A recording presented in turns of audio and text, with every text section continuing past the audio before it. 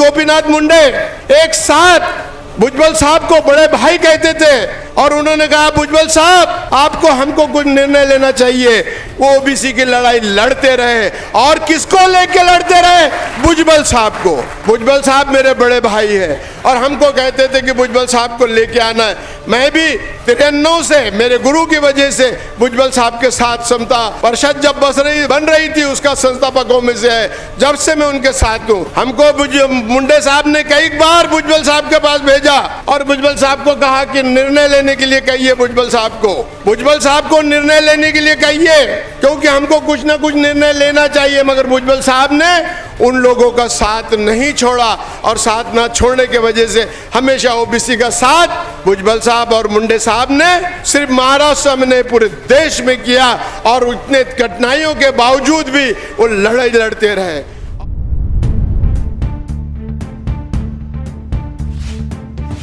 OBC का ये महायुति की जो भी चुनकर आए हैं अकेले उसके जिम्मेदार भुजबल साहब है। बड़े बड़े महाराष्ट्र में लाखों के एल्गार मेळावे अपने आंग पर किसने साथ दिया? कौन से पार्टी ने दिया, कौन से पक्ष ने दिया, कौन सी संगठनाओं दिया? भुजबल साहब ने अकेले तन्हा कहा नहीं, मैं किधर भी हो मैं मेरे समाज को नहीं छोड़ सकता हूं, मैं उनके लिए लड़ने वाला और मैं लड़ूंगा।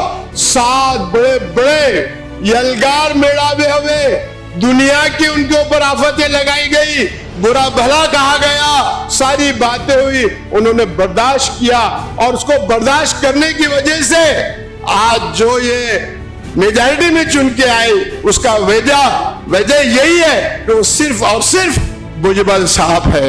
ये देखा नहीं जा रहा है किसी को भी।